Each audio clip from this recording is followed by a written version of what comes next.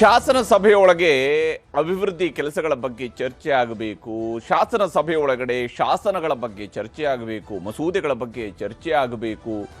ಗಮನ ಸೆಳೆಯುವ ಸೂಚನೆಗಳ ಮೂಲಕವಾಗಿ ತಮ್ಮ ಕ್ಷೇತ್ರಗಳ ಸಮಸ್ಯೆಗಳನ್ನು ಸರ್ಕಾರದ ಗಮನ ಸೆಳೆಯಬೇಕು ಶಾಸಕರಾದಂಥವರು. ಆದರೆ ಇವತ್ತು ನಮ್ಮ ಶಾಸನ ಸಭೆಯೊಳಗಡೆ ನಡೆದಿರ್ತಕ್ಕಂತಹ ಚರ್ಚೆಯನ್ನು ನೋಡಿದರೆ, ಆಗಿರುವ ವಾಗ್ಯುದ್ಧವನ್ನು ಕೇಳಿಸೋದಿದ್ರೆ ಬಹುಶಃ ಎರಡು ಕಿವಿ ಸಾಲದಲ್ಲ, ಎರಡು ಕಿವಿಯನ್ನು ಕೂಡ ಮುಚ್ಚಿಕೊಂಡ್ರೂ ಸಾಲದು ಅನ್ನುವಂತಹ ರೀತಿಯಲ್ಲಿ ಇತ್ತು. ಆ ಸ್ವರೂಪದ ಮಾತುಗಳು ಇವತ್ತು ಶಾಸನ ಸಭೆಯ ಒಳಗಡೆ ನಡೆದಿದ್ದಾವೆ. ಶಾಸನ ಸಭೆಗೆ ಅದರದ್ದೇ ಆದಂತಹ ಘನತೆ ಇದೆ, ಗೌರವ ಇದೆ. ಆದರೆ ಏಡ್ಸ್ ಇಂಜೆಕ್ಷನ್, ರೇಪಿಸ್ಟ್, ಸೈಕೋ, ಭ್ರಷ್ಟಾಚಾರಿ ಇವೆಲ್ಲ ನಮ್ಮ ಶಾಸನ ಸಭೆಯಲ್ಲಿ ಕೇಳಿ ಬಂದಿರತಕ್ಕಂತಹ ಮಾತುಗಳು. ವಿಧಾನಸಭೆಯಲ್ಲಿ Munirathna versus DK war, Bengaluru ಅಭಿವೃದ್ಧಿ ವಿಚಾರ, ವೈಯಕ್ತಿಕ ಜಟಾಪಟಿ. ಇದುವೇ ಚದುರಗದ ಮೊದಲ ಸ್ಟೋರಿ. ಇಂಜೆಕ್ಷನ್ ಚುಚ್ಚಿದ್ರ ನನಗೂ ಗೊತ್ತಿದೆ. I know him last 45 years.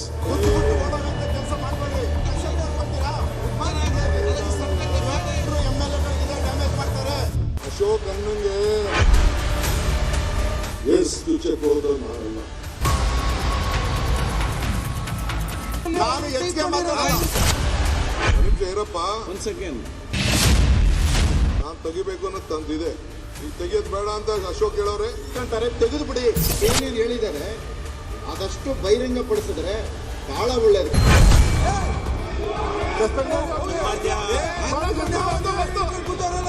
ಅವರಿಬ್ಬರಿಗೆ ಒಂದು ಅಧಿವೇಶನ ಮಾಡಿಬಿಟ್ಟು ಅವರಿಬ್ಬರಲ್ಲಿ ಏನ್ ಬೇಕಾದ್ರೂ ಮಾಡ್ತಾರೆ.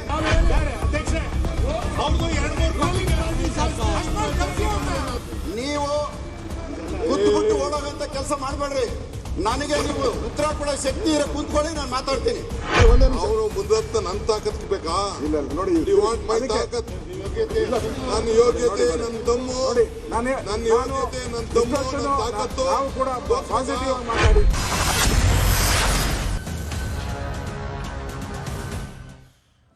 ನಮ್ಮ ಶಾಸನ ಸಭೆಯೊಳಗಡೆ ನಡೆಯುವಂತಹ ಮಾತುಗಳು ಯಾವ ಸ್ವರೂಪದಲ್ಲಿರುತ್ತೆ. ಇಲ್ಲಿ ಕೋಪ ತಾಪಗಳು ಇದ್ದೇ ಇರ್ತವೆ, ವಾಗ್ಯುದ್ಧಗಳು ನಡೀತವೆ. ಆದರೆ ಸಾಮಾನ್ಯವಾಗಿ ಇಂತಹ ವಾಗ್ಯುದ್ಧಗಳಿಗೆ ಕಾರಣ ಆಗುವಂಥದ್ದು ಜನಪರವಾಗಿರ್ತಕ್ಕಂತಹ ವಿಚಾರಗಳಿಗೆ ಸಂಬಂಧಪಟ್ಟಂತೆ. ನಮ್ಮದೇ ಶಾಸನ ಸಭೆಯ ಒಳಗಡೆ ಮೈಕ್ಗಳನ್ನು ಕಿತ್ತೆಸೆದಿರ್ತಕ್ಕಂಥ ಉದಾಹರಣೆಯೂ ಇದೆ. ಅದು ಜನಪರ ಚರ್ಚೆಯ ಸಂದರ್ಭದಲ್ಲಿ ಆಗಿದ್ದಂತಹ ಇತಿಹಾಸದಲ್ಲಿ ನಾವು ನೋಡ್ತೀವಿ. ಹಾಗೆಯೇ ವೈಯಕ್ತಿಕ ಕಾರಣಕ್ಕಾಗಿ ಯಾವ ಸ್ವರೂಪದಲ್ಲಿ ಚರ್ಚೆಗಳು ನಡೀತವೆ ಅನ್ನೋದಕ್ಕೆ ಇದು ತಾಜಾ ಉದಾಹರಣೆ ನಮ್ಮ ಮುಂದೆ ಇರುವಂಥದ್ದು. ಏಡ್ಸ್ ಇಂಜೆಕ್ಷನ್, ರೇಪಿಸ್ಟ್, ಸೈಕೋ, ಭ್ರಷ್ಟಾಚಾರಿ ಇವೆಲ್ಲವೂ ಶಾಸನ ಸಭೆಯೊಳಗಡೆ ಬಂದಿರತಕ್ಕಂತಹ ಮಾತುಗಳು. ನೋಡಿ, ಇಂತಹ ಪದಗಳ ಬಳಕೆಯನ್ನ ನಮ್ಮ ಶಾಸನ ಸಭೆಯೊಳಗಡೆ ಬಳಕೆ ಮಾಡ್ತಕ್ಕಂತಹ ಪದಗಳು ಅದು ಶಾಸನಬದ್ಧವಾಗಿರಬೇಕು, ಸಂವಿಧಾನಬದ್ಧವಾಗಿರಬೇಕು. ಅಲ್ಲಿ ಇಂತಹ ಪದಗಳ ಬಳಕೆಗೆ ಅವಕಾಶ ಇದೆ, ಇಂಥದಕ್ಕೆ ಅವಕಾಶ ಇಲ್ಲ ಅನ್ನುವಂಥ ನಿಯಮಗಳಿದ್ದಾವೆ. ಆದರೆ ಶಾಸನ ಸಭೆಯೊಳಗಡೆ ಬಳಸಿರ್ತಕ್ಕಂತಹ ಪದಗಳನ್ನು ನೋಡಿ, ಇದನ್ನು ಕಡತದಿಂದ ತೆಗೆದು ಹಾಕಿದ್ರೆ ಏನು ಪ್ರಯೋಜನ ಅನ್ನುವಂತಹ ಮಾತುಗಳನ್ನ ಅಲ್ಲಿ ಸಚಿವರೇ ಕೇಳುವಂತಹ ಪರಿಸ್ಥಿತಿ ನಿರ್ಮಾಣ ಆಗಿದೆ ಅಂತೇಳಿ. ಆದರೆ ಯಾವ ಸ್ವರೂಪದ ಮಾತುಗಳು ಬಂದಿದ್ದಾವೆ. ವಿಧಾನಸಭೆಯಲ್ಲಿ ಮುನಿರತ್ನ ವರ್ಸಸ್ ಡಿಕೆ ವಾರ್ ನಡೆದಿದೆ. ಬೆಂಗಳೂರು ಅಭಿವೃದ್ಧಿಯ ವಿಚಾರದ ಬಗ್ಗೆ ಚರ್ಚೆ ನಡೆಯುವ ಸಂದರ್ಭದಲ್ಲಿ ವೈಯಕ್ತಿಕ ಜಟಾಪಟಿ ನಡೆದಿರುವಂಥದ್ದು. ಈ ವೈಯಕ್ತಿಕ ಜಟಾಪಟಿಯ ಸಂದರ್ಭದಲ್ಲಿ ಒಂದು ಕೆಣಕುವ ಪ್ರಯತ್ನವನ್ನು ಶಿವಕುಮಾರ್ ಮಾಡಿದ್ರು, ಅದಕ್ಕೆ ಉತ್ತರ ಕೊಡುವಂತಹ ಕೆಲಸವನ್ನು ಮುನಿರತ್ನ ಮಾಡಿದ್ರು. ಹೆದರಿ ಓಡುವವರು ನಾವಲ್ಲ, ಇದು ಎರಡೂ ಕಡೆಯಿಂದ ಬರ್ತಾ ಇರುವಂತಹ ಮಾತುಗಳು.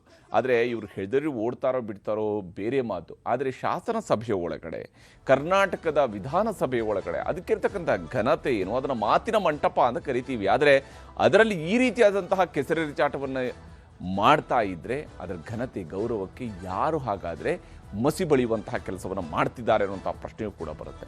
ಇಲ್ಲಿ ಶಿವಕುಮಾರ್ ಹಾಗೂ ಮುನಿರತ್ನ ಅವರ ನಡುವಿನ ಮಾತುಕತೆಗಳನ್ನು ನಾವು ಗಮನಿಸಬೇಕು. ರಾಜರಾಜೇಶ್ವರಿ ನಗರದ ಜಿದ್ದು ವಿಧಾನಸೌಧದಲ್ಲಿ, ವಿಧಾನಸಭೆಯಲ್ಲಿ ಅದು ವಾಗ್ಯುದ್ಧವಾಗಿ ಪರಿಣಮಿಸಿದೆ. ಎಲ್ಲರಿಗೂ ಕೂಡ ಗೊತ್ತಿದೆ ರಾಜಕೀಯವಾಗಿ ಇವರು ಎಷ್ಟು ಹತ್ತಿರ ಇದ್ರು ಮತ್ತು ಈಗ ಎಷ್ಟು ದೂರ ಇದ್ದಾರೆ ಅನ್ನೋದರ ಬಗ್ಗೆ ಇಡೀ ರಾಜ್ಯಕ್ಕೆ ಗೊತ್ತಿರುವಂತಹ ಸಂಗತಿ. ಬೆಂಗಳೂರು ಅಭಿವೃದ್ಧಿ ಬಗ್ಗೆ ಚರ್ಚೆಯ ವೇಳೆ ನಾಯಕರ ನಡುವೆ ಜಿದ್ದಾಜಿದ್ದಿ ನಡೆದಿದೆ. ಅದರಲ್ಲೂ ಆಡಿರುವಂತಹ ಪದಗಳು, ಹೇಳಿರುವಂತಹ ಭಾಷೆ, ಸಚಿವ ಮತ್ತು ಶಾಸಕರ ನಡುವೆ ವೈಯಕ್ತಿಕ ನಿಂದನೆ, ಬೈಗುಳ, ಪಂಥಾಹ್ವಾನ ಇವೆಲ್ಲವೂ ಕೂಡ ನಡೆದು ಹೋಗಿದೆ. ನನ್ನ ಮೇಲೆ ಸುಳ್ಳು ಕೇಸ್ಗಳನ್ನು ಹಾಕಿದ್ದೀರಿ, ಸುಳ್ಳು FIRಗಳನ್ನು ಹಾಕಿದ್ದೀರಿ ಅನ್ನುವಂಥದ್ದನ್ನು ಮುನಿರತ್ನ ಅವರು ಸದನದ ಒಳಗಡೆ ಹೇಳಿಕೊಂಡಿದ್ದಾರೆ. ಆದರೆ ಮುನಿರತ್ನ ಕೇಸ್ಗಳ ಬಗ್ಗೆ ಮಾತಾಡೋದು ಬೇಕಾದಷ್ಟಿದೆ ಅಂತೇಳಿ ಶಿವಕುಮಾರ್ ಅವರು ತಿರುಗೇಟು ಕೊಡುವಂತಹ ಕೆಲಸವನ್ನು ಮಾಡಿದರು. ಆರ್ ಅಶೋಕ್ಗೆ ಏಡ್ಸ್ ಇಂಜೆಕ್ಷನ್ ಚುಚ್ಚಿಸುವ ಕೆಲಸ ಮಾಡಿದ್ರು ಅಂತ ಹೇಳಿ FIR ಆಗಿದೆ ಅಂತ ಶಿವಕುಮಾರ್ ಅವರು ಪ್ರಸ್ತಾಪ ಮಾಡಿದ್ದಾರೆ. ಈ ಮಾತು ಬರ್ತಾ ಇದ್ದಂತೆ ಆರ್ ಅಶೋಕ್ ಅವರು ಕೂಡ ಎದ್ದು ನಿಂತು ಆಕ್ಷೇಪ ವ್ಯಕ್ತಪಡಿಸಿದ್ರು. ಅಶ್ವಥ್ ನಾರಾಯಣ ಅವರು ಕೂಡ ಆಕ್ಷೇಪವನ್ನು ವ್ಯಕ್ತಪಡಿಸಿದರು. ಈ ರೀತಿಯಾದಂತಹ ಮಾತುಗಳನ್ನು ನೀವು ಸದನದಲ್ಲಿ ಹೇಳುವಂತ ಸರಿಯಲ್ಲ ಅಂತ. ಆರೋಪಗಳ ಬಗ್ಗೆ ಚರ್ಚೆಗೆ ಶಾಸಕ ಮುನಿರತ್ನ ಅವರು ಪಟ್ಟು ಹೇಳಿದರು. ಭಾರಿ ಪ್ರಮಾಣದಲ್ಲಿ ಗದ್ದಲ ನಡೆದಿದೆ. ಯಾಕಂದ್ರೆ ಮುನಿರತ್ನ ಕೂಡ ಕಾಯ್ತಾ ಇದ್ರು, ಈ ವಿಚಾರ ಸದನದ ಒಳಗಡೆ ಬರಲಿ, ಇದರ ಬಗ್ಗೆ ಮಾತನಾಡಬೇಕು ಅಂತ ಹೇಳಿ. ಹೀಗಾಗಿ ಆರೋಪಗಳ ಬಗ್ಗೆ ಚರ್ಚೆಗೆ ಅವರು ಕೂಡ ಪಟ್ಟು ಹೇಳಿದರು. ಭಾರಿ ಗದ್ದಲವೂ ಕೂಡ ನಡೀತು. ಹೇಗೆ ಇತ್ತು ಈ ಗದ್ದಲ ತೋರಿಸ್ತೀವಿ. ನೀವು ಹೆಂಗ್ ಡೈಜೆಸ್ಟ್ ಮಾಡ್ಕೊಳ್ತೀರೋ ಮಾಡ್ಕೊಳ್ಳಿ. ಮುಂದತ್ತ ಬಂದಿರು ನನ್ನ ಹತ್ರ ಪಾಪ ಅವ್ರ ಅನೇಕ ನೋವುಗಳೆಲ್ಲ ಹೇಳ್ಕೊಂಡ್ರು. ನಾನು ಅವ್ರದ್ದು ಕೇಸ್ಗಳಿಗೆ, ಪರ್ಸನಲ್ ಕೇಸು, ಅಸೆಂಬ್ಲಿಲಿ ಏನು ನಡೀತು, ಕಾರಲ್ಲಿ ಏನು ನಡೀತು, ವಿಧಾನಸೌಧದಲ್ಲಿ ಏನು ನಡೀತು, ಅವ್ರ ಕ್ಯಾಬಿನೆಟಲ್ಲಿ ಏನು ನಡೀತು, ಅದೆಲ್ಲ ನನ್ನ ಹತ್ರ ಸ್ಟೋರಿ ಇದೆ. ಈಗ ಬೇಡ ಅದನ್ನೆಲ್ಲ ತಗೋಬೇಕು ಅಂದ್ರೆ ಬೇಕಾದ್ರೆ ಚರ್ಚೆ ಮಾಡೋಕ್ಕೂ ನಾನು ರೆಡಿ ಇದ್ದೀನಿ. ಅವೆಲ್ಲ ಸ್ಟೋರಿ ನೋಡ, ನಿನ್ಗೆ ಆಗಲ್ಲ ಕಣಯ್ಯ. ಏನೇನು ಹೇಳಿದ್ದಾರೆ ಆದಷ್ಟು ಬಹಿರಂಗ ಪಡಿಸಿದ್ರೆ ಬಹಳ ಒಳ್ಳೇದು. ಕಾರ್ಡ್ ಇರ್ಬೋದು. ಆಯ್ತಪ್ಪ, ಕೂತ್ಕೊಳ್ಳಿವ್ರೆ. ಹೇಳಪ್ಪ ಅಣ್ಣ, ಮುನಿರತ್ನ ಅಂತ ಹೇಳಿದ್ರಲ್ಲ, ನೀವೇನ್ ಎದ್ದೇಳ್ತಿದ್ದೀರಿ? ಯಾವ್ದಕ್ಕೆ ಕೇಳ್ತೀನಿ ಅಂದ್ರೆ ಒಂದ್ ನಿಮಿಷ ಕೂತ್ಕೊಳ್ರಿ. ಉತ್ತರ ಕೊಡ್ಲಿ ಅವ್ರೆ. ಅಶೋಕ್ ಅಣ್ಣಂಗೆ ಏಡ್ಸ್ ಚುಚ್ಚಕ್ಕೆ ಹೋದವ್ ನಾನಲ್ಲ. ಏಡ್ಸ್ ಇಷ್ಟೊಂದು ಕಂಪ್ಲೇಂಟ್ ಇದೆ, ಸ್ಪಷ್ಟವಾಗಿ FIR ಇದೆ. ಈಗ ಯಡಿಯೂರಪ್ಪನ ಮನೆ ಏನಾಯ್ತು ಅಂತ ನನ್ನ ಹೇಳಬೇಕಾಗಿಲ್ಲ. ಮಾತಾಡಕ್ಕೆ ಅವಕಾಶ ಕೊಡ್ತೀರಾ ಇಲ್ಲ? ಮಾತಾಡಲಿ, ಉತ್ತರ ಮಾತಾಡಕ್ಕೆ ಅವಕಾಶ ಕೊಡ್ತೀರಾ ಇಲ್ಲ? ಇಂಡಿವಿಜುವಲ್ ಬೇಡ, ಇದು ನಾವು ಕಾರ್ಪೊರೇಷನ್ ಕೊಡ್ತೀರಾ ಇಲ್ವಾ? ಕಾರ್ಪೊರೇಷನ್ ಕೂತ್ಕೊಳ್ಳಿ. ಕಾರ್ಪೊರೇಷನ್ ಬಗ್ಗೆ ಇಂಡಿವಿಜುವಲ್ ಆಗಿ ಬೇಡ. ಇಂಡಿವಿಜುವಲ್ ಅಂದ್ರೆ ನೀವು ನಿಮ್ದು ಅವ್ರದ್ದು ಏನಾಯ್ತು ನಮ್ಗೆ ಗೊತ್ತಿಲ್ಲ. ಹೀಗೆ ಇಂಡಿವಿಜುವಲ್ ಬೇಡ, ನಾವು ಕಾರ್ಪೊರೇಷನ್ ಬಗ್ಗೆ ಚರ್ಚೆ ನಡೆಸಿದ್ದು ಅಂತ ಹೇಳಿ ಆರ್ ಅಶೋಕ್ ಅವರು ಹೀಗೆ ತೆರೆ ಎಳೆಯುವ ಪ್ರಯತ್ನವನ್ನು ಮಾಡಿದರು. ಆದರೆ ಅದು ಅಷ್ಟು ಸುಲಭದಲ್ಲಿ ತೆರೆ ಬೀಳುವಂತಹ ಪ್ರಸಂಗ ಆಗಿರಲಿಲ್ಲ. ಪಾಪ ಪುಣ್ಯದ ಫೈಟ್ ನಡೆದಿದೆ. DK ಶಿವಕುಮಾರ್, ಮುನಿರತ್ನ ಮಧ್ಯೆ ಪಾಪ ಪುಣ್ಯದ ಫೈಟ್ ಕೂಡ ನಡೆದಿದೆ. ಪಾಪ ಮಾಡಿದ್ದೀರಿ, ಪಾಪದ ಕೆಲಸಗಳನ್ನೇ ಮಾಡಿ DCM ಸ್ಥಾನದಲ್ಲಿರೋದು ಅಂತ ಶಿವಕುಮಾರ್ ಅವರಿಗೆ ಮುನಿರತ್ನ ಅವರು ಹೇಳಿದ್ದಾರೆ. DK ಪಾಪದ ಕೆಲಸದಿಂದಲೇ ನನ್ನ ಮೇಲೂ ಕೂಡ FIR ಆಗಿದೆ ಅಂತ ಹೇಳ್ತಿದ್ದಾರೆ. ಶಿವಕುಮಾರ್ ಅವರ ಪಾಪದ ಕೆಲಸದಿಂದಾಗಿ ನನ್ನ ಮೇಲೆ FIR ಆಗಿದೆ ಅನ್ನೋದು ಮುನಿರತ್ನಂ ನಾಯ್ಡು ಅವರ ಸಮರ್ಥನೆ. FIR ಆಗಿದೆ, ನಾನು ಮುನಿರತ್ನಗೆ ಮಣಿಯೋದಿಲ್ಲ ಅಂತ ಹೇಳಿ ಶಿವಕುಮಾರ್ ಅವರು ಕೂಡ ಹೇಳಿದ್ದಾರೆ. ಈ ವಿಚಾರದಲ್ಲಿ FIRಗಳಾಗಿದ್ದಾವೆ. ಮುನಿರತ್ನ ಇಂತಹ ಮಾತುಗಳಿಗೆ ನಾನು ಮಣಿಯೋದಿಲ್ಲ ಅಂತ ಹೇಳಿ ಹೇಳಿದ್ದಾರೆ.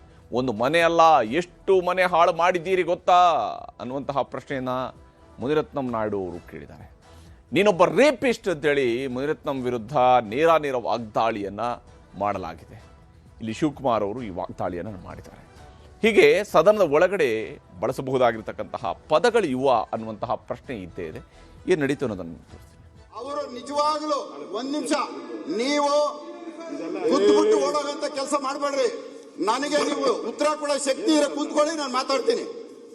ನಿಮ್ಗೆ ಉತ್ತರ ಕೊಡೋ ಶಕ್ತಿ ಇದ್ರೆ ಮಾತಾಡಿ.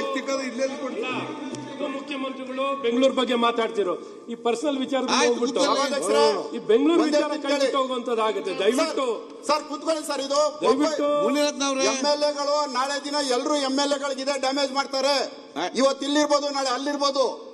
ಇದು ಸ್ಪಷ್ಟವಾಗಿ ಒಂದು ಉತ್ತರ ಸಿಗ್ಬೇಕು. ಸರ್ ಕೂತ್ಕೊಳ್ಳಿ ಸರ್, ಒಂದ್ ನಿಮಿಷ. ಸಭಾಧ್ಯಕ್ಷರೇ,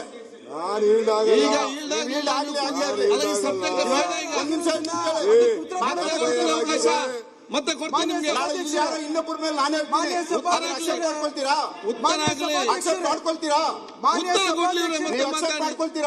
ಉತ್ತರ ನಾನು ಕೇಳೋದು ಕೇಳಿ. ಮಾನ್ಯ ಸಭಾಧ್ಯಕ್ಷರೇ, ನಾನು ಹೆಚ್ಚಿಗೆ ಮಾತಾಡಲ್ಲ. ಈ ವಿಚಾರದಲ್ಲಿ ನಾನು ಹೆಚ್ಚಿಗೆ ಮಾತಾಡಲ್ಲ. ನೀವು ನಿಜವಾಗ್ಲೂ ಒಂದು ಉಪಮುಖ್ಯಮಂತ್ರಿ ನಾನು ಪ್ರೂವ್ ಮಾಡ್ತೀನಿ. ಕೂತ್ಕೊಳ್ಳಿ, ಒಂದ್ ನಿಮಿಷ ಕೂತ್ಕೊಳ್ಳಿ. ನಾನು ಕೂತ್ಗಿಡ ಒಂದ್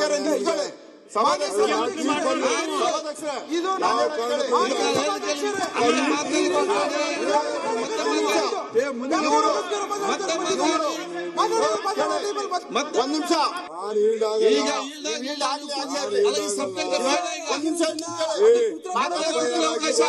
ಮತ್ತೆ ಕೊಡ್ತೀನಿ ನಿಮ್ಗೆ. ಇನ್ನೊಬ್ಬರ ಮೇಲೆ ನಾನೇ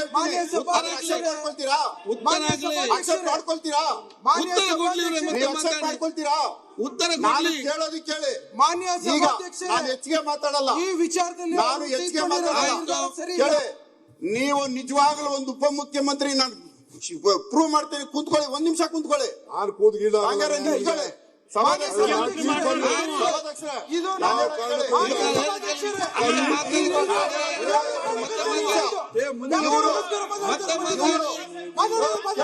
ಒಂದ್ ನಿಮಿಷ ಇವರು ಮಾಡಿರುವಂತ ಪಾಪ ಕೆಲಸ ಇದು.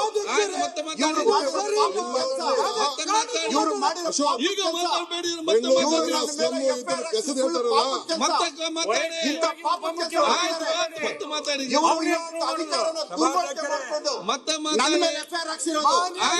ನನ್ನ ಮೇಲೆ ಜೈಲಿಗೆ ಕಳ್ಸಿದ್ದು ಇವ್ರ ಪಾಪದ ಕೆಲಸ. ಮತ್ತೆ ನೀವು ಇವ್ರಿಗೆ ಮಕ್ಕಳಿದ್ದಾರೆ. ಇವ್ರು ಇಬ್ಬರು ಮೂರು ಜನ ಮಕ್ಕಳಿದ್ದಾರೆ. ಇವ್ರ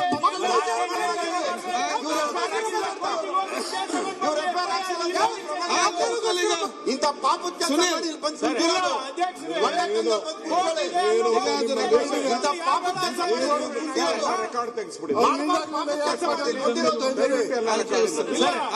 ಒಂದು ಎರಡು ಪಾಪದ ಕೆಲಸ ಬೇಡ ಯಾವುದು ಬೇರೆ ವಿಷಯ ಬಂದಿದೆ ಅದನ್ನ ರೆಕಾರ್ಡ್ ತೆಗೆದು ಅವ್ರು ಮಾತಾಡೋ ವಿಚಾರ ಹೇಳ್ತಾ ಇದ್ದೇನೆ ನಾನು. ಕಸದ್ ಮಾತಾಡೋಲ್ಲ ಅವ್ರು ಕಸದ್ ವೈಯಕ್ತಿಕ ಬೇಡ ಸರ್, ವೈಯಕ್ತಿಕ ಅಲ್ಲ, ವೈಯಕ್ತಿಕ ನೀವೇನ್ರಿ ನೀವು ಒಂದು ಮನೆ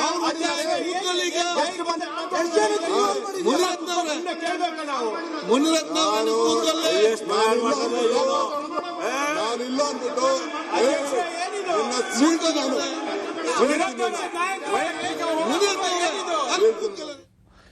ಹೀಗೆ ಮಾತು ಯಾವ ಸ್ವರೂಪದಲ್ಲಿ ಸಾಗ್ತಾ ಹೋಗಿದೆ. ವೈಯಕ್ತಿಕ ಬೇಡ ಸಾರ್ ಅಂತ ಹೇಳಿ ಆ ಕಡೆಯಿಂದ ಅಶ್ವಥ್ ನಾರಾಯಣ ಅವರು ಕೂಡ ರಿಕ್ವೆಸ್ಟ್ ಮಾಡ್ತಾ ಇದ್ರು. ಆದರೆ ಇಲ್ಲಿ ವೈಯಕ್ತಿಕ ಬಿಟ್ಟು ಬೇರೇನೂ ಆಗಲಿಲ್ಲ. ಇಲ್ಲಿಂದ ನಂತರ ಮುಂದುವರೆದು ದಮ್ಮು ತಾಕತ್ತಿನ ಬಗ್ಗೆಯೂ ಕೂಡ ಪ್ರಸ್ತಾಪ ಆಯಿತು. ಕೆ ಶಿವಕುಮಾರ್ ಸದನದಲ್ಲಿ ಇಲ್ಲದೇ ಇದ್ದಾಗ ಹಲವು ಆರೋಪಗಳು ಕೂಡ ಮಾಡಲಾಗಿತ್ತು. ಅವರ ವಿರುದ್ಧ ಆರೋಪಗಳನ್ನು ಮಾಡಲಾಗಿತ್ತು. ರಿಂಗ್ ರೋಡು, ಟನೆಲ್ ರೋಡು ಸೇರಿದಂತೆ ಕಾಮಗಾರಿಗಳ ಅಕ್ರಮಗಳ ಬಗ್ಗೆ ಪ್ರಸ್ತಾಪ ಆಗಿತ್ತು. ಅದು ಸಹಜವಾಗಿಯೇ ಡಿಬೇಟ್ ಸಂದರ್ಭದಲ್ಲಿ ಆಗುವಂತಹ ಪ್ರಸ್ತಾಪ. ಆ ಸಂದರ್ಭದಲ್ಲಿ ಅವರು ಇರ್ತಾರೆ, ಇರದೇ ಇಲ್ಲ, ಇವು ಇದ್ದೇ ಇರುತ್ತೆ ಸದನದ ಒಳಗಡೆ ನಡೆಯುವಾಗ. ಆದರೆ DCM ದುಡ್ಡು ಹೊಡೆದಿದ್ದಾರೆ ಅಂತ ಹೇಳಿ ಆರ್ ಅಶೋಕ್ ಅವರು ಆರೋಪವನ್ನು ಮಾಡಿದರು ಸದನದ ಒಳಗಡೆ. ಹೀಗಾಗಿ ಅಶೋಕ್ ಮತ್ತು ಮುನಿರತ್ನ ಸೇರಿ ಎಲ್ರಿಗೂ ಕೂಡ ಒಂದೇ ಧಾಟಿಯಲ್ಲಿ DK ಅವರು ಉತ್ತರ ಕೊಡುವಂತಹ ಕೆಲಸವನ್ನು ಮಾಡಿದರು. ಇಲ್ಲಿ ನಾನು ಯಾವ ಕಾರಣಕ್ಕಾಗಿ ಟನೆಲ್ ರೋಡ್ ಮಾಡಿಸಿದ್ದೀನಿ, ಯಾವ ಕಾರಣಕ್ಕಾಗಿ ರಿಂಗ್ ರೋಡನ್ನು ಇದು ಮಾಡಿಸ್ತಾ ಇದ್ದೀನಿ ಅನ್ನುವಂತಹ ವಿಚಾರಗಳಿಗೆ ಸಂಬಂಧಪಟ್ಟಂತೆಯೂ ಕೂಡ ಆರ್ ಅಶೋಕ್ ಅವರು ಅಶೋಕ್ ಅವರ ಪ್ರಶ್ನೆಗಳಿಗೆ ಉತ್ತರವನ್ನು ಕೊಟ್ಟಿದ್ದಾರೆ DCM DK ಶಿವಕುಮಾರ್. ಆಯ್ತು. ನಾನು ಇಲ್ದೆ ಹೋದಾಗ ಇಲ್ಲೇನೇನ್ ನಡೆದಿದೆ? ಇಲ್ಲ ನಾನು ಇಲ್ದೆ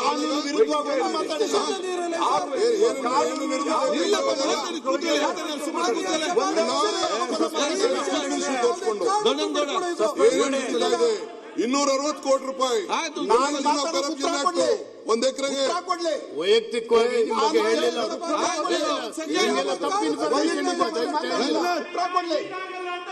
ಆಯ್ತು, ಕೂತ್ಕೊಳ್ಳಿ. ಈಗ ಉತ್ತರ ಕೊಡ್ಲಿ.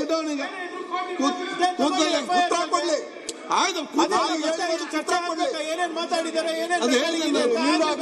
ಹೇಳಿದ್ದೇನೆ. ಈಗ ಮೊನ್ನೆ ಇಡೀ ಚರ್ಚೆ ಎಲ್ಲ ಉತ್ತರ ಕೊಟ್ಟಿದ್ದೀನಿ. ಒಂದ್ ಸೆಕೆಂಡ್ ನಾನು ಹೇಳಿದ ನಾನು ಮುನಿರತ್ನವರ ಒಂದ್ ಸೆಕೆಂಡ್ ಇಲ್ಲಿ ಕೇಳಿ ನೀವು ಒಂದ್ ಎಕರೆ ಒಂದು ಸೆಕೆಂಡ್ ಇಲ್ಲಿ ಕೇಳಿ ನಾನು ಹೇಳಿದ ಕೇಳಿ. ಒಂದ್ ಸೆಕೆಂಡ್ ಕೇಳಿ. ಒಂದ್ ಸೆಕೆಂಡ್ ಆಯ್ತು, ಒಂದ್ ಸೆಕೆಂಡ್ ಇಲ್ಲಿ ಕೇಳಿ. ಒಂದ್ ಸೆಕೆಂಡ್ ಇಲ್ಲಿ ಕೇಳಿ. ಅದನ್ನ ಇಲ್ಲಿ ಕೇಳಿ, ಅದನ್ನು ಕೇಳಿ, ನಾನು ಹೇಳ್ದು ಕೇಳಿ ಫಸ್ಟಿಗೆ. ದಯವಿಟ್ಟು ನಾನು ವಿನಂತಿ ಮಾಡ್ತೀನಿ. ನಮ್ಮ ಅಲ್ಲ ಒಂದೇ ನಿಮಿಷ ತಾಳೋಣ, ಒಂದೇ ನಿಮಿಷ ನೀನ್ ಹೇಳೋದಕ್ಕೆ ಉತ್ತರ ತಾಳಿ, ಒಂದೇ ನಿಮಿಷ. ಅವನು ಮುನ್ರತ್ನ ನನ್ ತಾಕತ್ ಬೇಕಾ? ಇಲ್ಲ ನೋಡಿ, ಮೈ ತಾಕತ್, ನನ್ನ ಯೋಗ್ಯತೆ, ನನ್ನ ದಮ್ಮು, ನೋಡಿ ನನ್ನ ಯೋಗ್ಯತೆ, ನನ್ನ ದಮ್ಮು, ನನ್ನ ತಾಕತ್ತು ನಾವು ಕೂಡ ಪಾಸಿಟಿವ್ ಆಗಿ ಮಾತಾಡಿದ್ದೀನಿ. ದಯವಿಟ್ಟು ಬಿಟ್ಬಿಡಿ.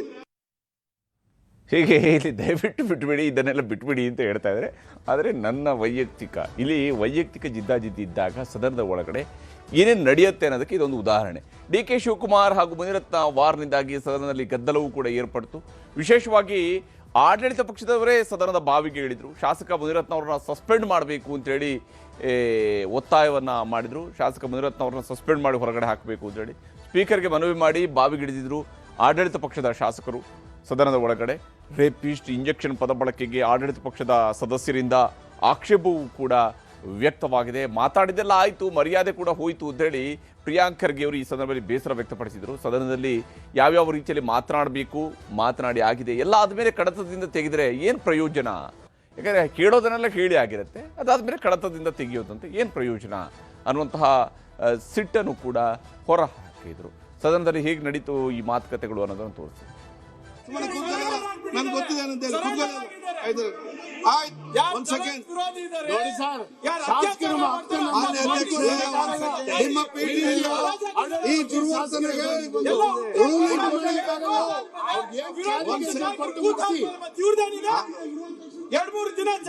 ಗೊತ್ತದಪ್ಪ. ಒಂದ್ ಸೆಕೆಂಡ್ ಆಯ್ತು, ನೀವೆಲ್ಲ ನೋಡಿ ಸನ್ಮಾನ್ಯ ಅಧ್ಯಕ್ಷ ಒಂದ್ ಸೆಕೆಂಡ್ ಸಮ್ಮಾನ ಕೂತ್ಕೊಳ್ಳಪ್ಪ. ಆಯ್ತು, ಒಂದ್ ಸೆಕೆಂಡ್. ಹೀಗೆ ಒಂದು ಕಡೆಯಲ್ಲಿ ಯು ಟಿ ಖಾದರ್ ಅವರು ಒಂದ್ ಸೆಕೆಂಡ್ ಅಂತ ಹೇಳಿದ್ರೆ, ಇದು ಒಂದ್ ಸೆಕೆಂಡ್ ಅಂತ ಹೇಳ್ಕೊಂಡು ನಿಮಿಷಗಳ ಗಟ್ಟಲೆ ಅದೇ ಮಾತುಕತೆ ನಡೀತಿದೆ, ಅದೇ ವೈಯಕ್ತಿಕ ಆರೋಪಗಳು ನಡೀತವೆ. ಇದರ ನಡುವೆ ಶಿವಕುಮಾರ್ ಅವರು ಬ್ರ್ಯಾಂಡ್ ಬೆಂಗಳೂರು ಬಗ್ಗೆ ಮಾತನಾಡಿದರು. ಬೆಂಗಳೂರು ಅಭಿವೃದ್ಧಿ ಬಗ್ಗೆ ಸದನದಲ್ಲಿ ಡಿ ಕೆ ಶಿವಕುಮಾರ್ ಅವರು ಉತ್ತರವನ್ನು ಕೊಡ್ತಾ ತಮ್ಮ ಕೆಲಸಗಳ ಬಗ್ಗೆ ಅವರು ಹೇಳಿಕೊಂಡ್ರು. ಮುಂದಿನ ದಿನಗಳಲ್ಲಿ ಡಿ ಕೆ ಶಿ ಹೊಗಳುವ ಕೆಲಸಗಳಾಗ್ತಿವೆ. ಮುಂದಿನ ದಿವಸಗಳಲ್ಲಿ ಡಿ ಕೆ ಶಿವಕುಮಾರ್ ಅವರನ್ನ ಹೊಗಳೋ ಕೆಲಸಗಳು ಆಗ್ತವೆ. ಬೆಂಗಳೂರಿಗೆ ಕಾವೇರಿ 5ನೇ ಹಂತದ ನೀರನ್ನು ನಾವು ತಂದಿದ್ದೇವೆ. ಅಷ್ಟೇ ಅಲ್ಲದೆ 6ನೇ ಹಂತಕ್ಕೂ ಕೂಡ 7,000 ಕೋಟಿ ರೂಪಾಯಿ ಅಂದಾಜು ಮಾಡಲಾಗಿದೆ. ಆ ಒಂದು ಹಣವನ್ನು ಒದಗಿಸುವಂಥ ಕೆಲಸ ಮಾಡ್ತೀವಿ. ರಸ್ತೆ ಗುಂಡಿಗಳನ್ನು ಮುಚ್ಚಿದ್ದೇವೆ. ರಸ್ತೆ ಗುಂಡಿಗಳಿಗೆ ಶಾಶ್ವತ ಪರಿಹಾರ ಸಿಗುತ್ತೆ ಅನ್ನುವ ಭರವಸೆಯನ್ನು ಕೊಟ್ಟಿದ್ದಾರೆ. ಜಕ್ಕೂರಿನಲ್ಲಿ ಕ್ರೀಡಾ ಸಂಕೀರ್ಣ ಆಗುತ್ತೆ. ಹಾಗೆ ಕ್ರೀಡೆಗೆ ಪ್ರೋತ್ಸಾಹ ಕೊಡುವಂತಹ ಕೆಲಸವನ್ನು ಸರ್ಕಾರ ಮಾಡುತ್ತೆ ಅನ್ನುವಂಥನ್ನು ಹೇಳಿದ್ದಾರೆ. ಈ ಖಾತಾ ಅಕ್ರಮಗಳ ಬಗ್ಗೆ ಅಧಿಕಾರಿಗಳ ವಿರುದ್ಧ ಕ್ರಮ ಆಗಿದೆ ಅನ್ನುವಂತಹದ್ದನ್ನು ಕೂಡ ಸದನದ ಗಮನಕ್ಕೆ ತಂದರು. ಇನ್ನು ರಸ್ತೆ ಅಗಲೀಕರಣ ಮಾಡೋದಕ್ಕೆ ಆಗೋದಿಲ್ಲ, ಹಾಗಾಗಿನೇ ಟನಲ್ ರಸ್ತೆಯನ್ನು ನಾವು ಮಾಡ್ತೇವೆ. ಬೆಂಗಳೂರಲ್ಲಿ ರಸ್ತೆ ಅಗಲೀಕರಣಕ್ಕೆ ನಮಗೆ ಜಾಸ್ತಿ ಸ್ಕೋಪ್ ಇಲ್ಲ, ಹೀಗಾಗಿ ಟನಲ್ ರಸ್ತೆಯನ್ನು ಮಾಡ್ತೀವಿ ಅನ್ನುವಂತಹ ಮಾತನ್ನು ಹೇಳಿದ್ದಾರೆ.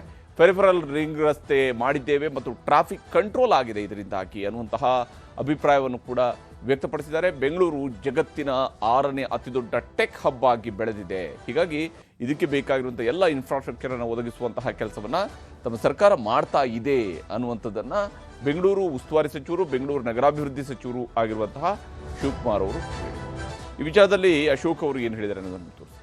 ತಿರ್ಗೋದು ಗಿರ್ಗಿಟ್ಲೆ ಅದೇನು ಹೇಳಿದ್ರಲ್ಲಪ್ಪ ಇವಾಗ ನನಗೆ ಹೇಳಕ್ ಬರಲ್ಲ. ಗಿರ್ಗಿಟ್ಲೆ ನಮ್ಮ ಹಿಂದೆ ಸ್ಕೈ ಡೆಕ್ಕು ಅದಕ್ಕೆ ಒಂದು ಏನು ಮಾಡ್ಬೇಕು ಸರ್ ನಾವು ಬೆಂಗಳೂರವರು? ನಮ್ಮ ಕತೆ ಏನಾಗಬೇಕು? ಚಕ್ರದಲ್ಲಿ ಹಾಕಿ ಸುತ್ತಾಕ್ಸ್ಬಿಡ್ತಾರೆ ಈ ಡಿ ಕೆ ಶಿವಕುಮಾರ್ ನಮ್ಮನ್ನೆಲ್ಲ ಹಾಕಿ ಗಿರ್ಗಿಟ್ಲೆ ತಿರುಗಿಸಿ ತಲೆ ತಿರುಗಿ ಬಿದ್ದೋಗ್ಬಿಡ್ತೀವಿ ನಾವೆಲ್ಲ. ದಯವಿಟ್ಟು ಈ ಬಾಂಡನ್ನ ವಾಪಸ್ ತಗೊಳ್ಳಿ, 48,000 ಕೋಟಿ ಪ್ಲೀಸ್. ಅಧ್ಯಕ್ಷೆ ಇನ್ನು ಈಲ್ಡಾಗಲ್ಲ ಲಾಸ್ಟ್.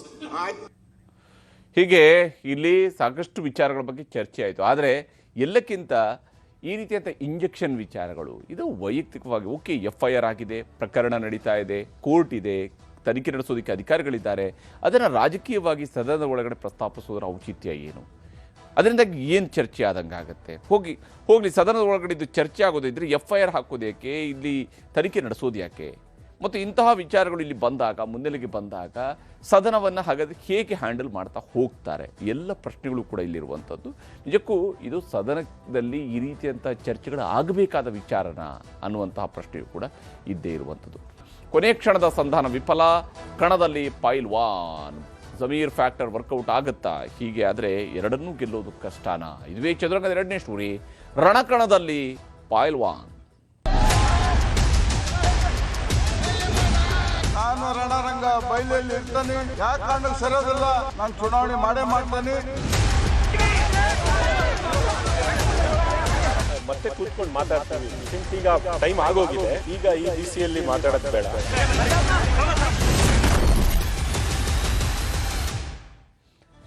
ಇವತ್ತು ನಾಮಪತ್ರ ಹಿಂಪಡೆಯೋದಕ್ಕೆ ಕಡೆ ದಿನ ಇತ್ತು. 3 ಗಂಟೆ ಒಳಗಡೆ ನಾಮಪತ್ರವನ್ನು ಹಿಂಪಡೆಯಬೇಕಾಗಿತ್ತು. ಯಾರೆಲ್ಲ ಅಭ್ಯರ್ಥಿಗಳು ಕಣಕ್ಕೆ ನಾಮಪತ್ರವನ್ನು ಸಲ್ಲಿಸಬಹುದು, ಆದರೆ ಅಂತಿಮವಾಗಿ ಕಣದಲ್ಲಿ ಉಳ್ಕೊಳ್ಳುವಂಥದ್ದು ನಾಮಪತ್ರ ಹಿಂತೆಗೆಯೋದಕ್ಕೆ ಇರುವಂತಹ ಅವಧಿ ಮುಕ್ತಾಯ ಆದ ನಂತರ ಯಾರೆಲ್ಲ ಇರ್ತಾರೆ ಅನ್ನೋದರ ಆಧಾರದಲ್ಲಿ. ಇಲ್ಲಿ ಸಾದಿಕ್ ಪೈಲ್ವಾನ್ ಕಾಂಗ್ರೆಸ್ನಿಂದ ಬಂಡಾಯ ಅಭ್ಯರ್ಥಿಯಾಗಿ ನಾಮಪತ್ರ ಸಲ್ಲಿಕೆ ಮಾಡಿದ್ರು. ಅವರ ಮನವೊಲಿಸುವ ಪ್ರಯತ್ನ ನಡೀತು, ಆದರೆ ಕಡೆ ಕ್ಷಣದವರೆಗೂ ಕೂಡ ಅವರು ಹಿಂದೆ ಸರಿದಿಲ್ಲ. ರಣರಂಗದಲ್ಲಿ ನಾನು ಇದ್ದೇ ಇರ್ತೇನೆ, ಚುನಾವಣೆ ನಡೆಸ್ತೇನೆ ಅನ್ನೋಂಥನ್ನ ಪೈಲ್ವಾನ್ ಘೋಷಣೆ ಮಾಡಿದ. ದಾವಣಗೆರೆಯ ಬೈ ಎಲೆಕ್ಷನ್ನಲ್ಲಿ ಕಾಂಗ್ರೆಸ್ಗೆ ಈಗ ಬಂಡಾಯದ ಬಿಸಿ ಜೋರಾಗಿಯೇ ತಟ್ಟುವಂತಹ ಲಕ್ಷಣಗಳು ಗೋಚರಿಸ್ತಾ ಇದ್ದಾವೆ. ಕಾಂಗ್ರೆಸ್ಗೆ ಬಂಡಾಯದ ಬಿಸಿ ತಟ್ತಾ ಇದೆ. ನಾಮಪತ್ರ ವಾಪಸ್ ಪಡೆದಿಲ್ಲ ಸಾದಿಕ್ ಪೈಲ್ವಾನ್ ನಾಮಪತ್ರವನ್ನು ವಾಪಸ್ ಪಡೀಲಿಲ್ಲ. ಕೊನೆ ಕ್ಷಣದ ಮನವೊಲಿಕೆ ವಿಫಲವಾಗಿದೆ. ಹೀಗಾಗಿ ನಾಳೆ ಏನಾಗುತ್ತೆ ಅನ್ನುವಂತಹ ಕುತೂಹಲ ಇದ್ದೇ ಇದೆ. ಆ ಭಾಗದ ಒಬ್ಬ ಪ್ರಬಲ ನಾಯಕ, ಪ್ರಮುಖ ನಾಯಕ ಆಗಿರ್ತಕ್ಕಂತಹ ಸಾದಿಕ್ ಪೈಲ್ವಾನ್ ಸಹಜವಾಗಿಯೇ ತನಗೆ ಈ ಬಾರಿ ಇಲ್ಲಿ ಟಿಕೆಟ್ ಕೊಡಬೇಕು, ನಾನು ಕೂಡ ಪಕ್ಷದ ಸಂಘಟನೆ ಮಾಡಿದ್ದೀನಿ, ನಮ್ಮ ಸಮುದಾಯದ ಮತ ದೊಡ್ಡ ಸಂಖ್ಯೆಯಲ್ಲಿರುವಾಗ ನಮಗೂ ಕೂಡ ಅವಕಾಶ ಕೊಡಬೇಕು ಅನ್ನುವಂತಹ ನಿಟ್ಟಿನಲ್ಲಿ ಅವರು ಕೇಳಿದರು. ಆದರೆ ಅವರಿಗೆ ಟಿಕೆಟ್ ಸಿಗಲಿಲ್ಲ. ಯಾಕಂದರೆ ಶಾಮನೂರು ಶಿವಶಂಕರಪ್ಪ ಅವರು ತೀರ್ಕೊಂಡಿದ್ರು. ಹಾಗಾಗಿ ಫ್ಯಾಮಿಲಿಯವರಿಗೆ ನಾವು ಟಿಕೆಟ್ ಕೊಡೋದು ಅನ್ನುವಂತಹ ತೀರ್ಮಾನದ ರೀತಿಯಲ್ಲಿ ಕಾಂಗ್ರೆಸ್ನವರು ಕೂಡ ನಡ್ಕೊಂಡ್ರು. ಅದರ ಪ್ರಕಾರವಾಗಿಯೇ ಇಲ್ಲಿ ಶಾಮನೂರು ಶಿವಶಂಕರಪ್ಪ ಅವರ ಮೊಮ್ಮಗರಿಗೆ ಟಿಕೆಟನ್ನು ಕೊಡಲಾಗಿದೆ. ಆದರೆ ಸಾದಿಕ್ ಸುತ್ತಲೂ ಹೈಡ್ರಾಮಾ ನಡೆದಿದೆ ಇವತ್ತು. ವಿಶೇಷವಾಗಿ ಸಾದಿಕ್ ಪೈಲ್ವಾನ್ ಇವತ್ತು ನಾಮಪತ್ರ ಹಿಂಪಡಿತಾರಾ ಅನ್ನುವಂತಹ ಪ್ರಶ್ನೆ ಅಥವಾ ಕುತೂಹಲ ಇದ್ದೇ ಇತ್ತು. ಮುಖ್ಯಮಂತ್ರಿ ಸಿದ್ದರಾಮಯ್ಯನವರು ಕೂಡ ಮೊನ್ನೆ ನಾಮಪತ್ರ ಸಲ್ಲಿಕೆಯ ದಿವಸವೂ ಕೂಡ ತಮ್ಮ ಭಾಷಣದಲ್ಲಿ ಸಾದಿಕ್ ಪೈಲ್ವಾನ್ ಅವರ ಹೆಸರನ್ನು ತೆಗೆದುಕೊಂಡಿದ್ರು. ಅಂದರೆ ಸಾದಿಕ್ ಪೈಲ್ವಾನ್ ಯಾವ ಸ್ವರೂಪದಲ್ಲಿ ಇಲ್ಲಿ ಪ್ರಮುಖ ಅಭ್ಯರ್ಥಿ ಆಗ್ತಾರೆ ಅನ್ನುವಂಥದ್ದು ಅದರಲ್ಲಿ ಗೊತ್ತಾಗ್ತಾ ಇತ್ತು. ದಾವಣಗೆರೆ ದಕ್ಷಿಣ ಕ್ಷೇತ್ರದ ಕಣದಲ್ಲೇ ಉಳಿದ ಸಾದಿಕ್ ಪೈಲ್ವಾನ್ ಅವರು ಈಗಲೂ ಕೂಡ ಕಣದಲ್ಲಿರತಕ್ಕಂಥ ಅಭ್ಯರ್ಥಿ, ಅಧಿಕೃತವಾಗಿರುವಂತಹ ಅಭ್ಯರ್ಥಿ, ಕಾಂಗ್ರೆಸ್ಸಿನ ಬಂಡಾಯ ಅಭ್ಯರ್ಥಿ. ನಿಗದಿತ ಸಮಯದೊಳಗೆ ನಾಮಪತ್ರ ವಾಪಸ್ ಪಡೆಯುವುದಕ್ಕೆ ವಿಫಲ ಆಗಿದೆ. ಕಾಂಗ್ರೆಸ್ನ ಸರ್ವ ಪ್ರಯತ್ನಗಳು ವಿಫಲವಾಗಿದ್ದಾವೆ. ಶಾಸಕ ರಿಜ್ವಾನ್ ಅರ್ಷದ್ ಮತ್ತು MLC ಸಲೀಂ ಅಹಮದ್ ಇಬ್ಬರು ಕೂಡ ಸಂಧಾನ ನಡೆಸುವಂತಹ ಪ್ರಯತ್ನವನ್ನು ಮಾಡಿದರು. ಆದರೆ ಅವರ ಸಂಧಾನ ವಿಫಲವಾಗಿದೆ. ಸಂಧಾನಕ್ಕೆ ಬಂದಾಗ ಸಾದಿಕ್ ಪೈಲ್ವಾನ್ ಮನೆ ಮುಂದೆಯೂ ಕೂಡ ಹೈಡ್ರಾಮಾ ನಡೆದಿದೆ. ವಿಶೇಷವಾಗಿ ಸಾದಿಕ್ ಪೈಲ್ವಾನ್ ಅವರ ಬೆಂಬಲಿಗರು ಕಾಂಗ್ರೆಸ್ನ ಶಾಸಕರಿಗೆ ಗೋ ಬ್ಯಾಕ್ ಅಂತ ಘೋಷಣೆಯನ್ನು ಕೂಗಿ ಆಕ್ರೋಶವನ್ನು ಹೊರಹಾಕಿದ್ರು. ಮತ್ತು ಸಾದಿಕ್ ಪೈಲ್ವಾನ್ ಮನವೊಲಿಸುವುದಕ್ಕೆ ನಾಯಕರ ಕಸರತ್ತು ಕೂಡ ನಂತರ ನಡೆದಿದೆ. ಅವರ ಮನೆ ಒಳಗಡೆ ಹೋಗಿ ಸಾದಿಕ್ ಪೈಲ್ವಾನ್ ಅವರ ಮನೆ ಒಳಗಡೆ ಕರೆದುಕೊಂಡು ಹೋಗಿ ಅಲ್ಲಿ ಮಾತುಕತೆಯನ್ನು ನಡೆಸಲಾಯಿತು. ಇಬ್ಬರು ಶಾಸಕರು ಕೂತ್ಕೊಂಡು ಮಾತನಾಡಿದರು.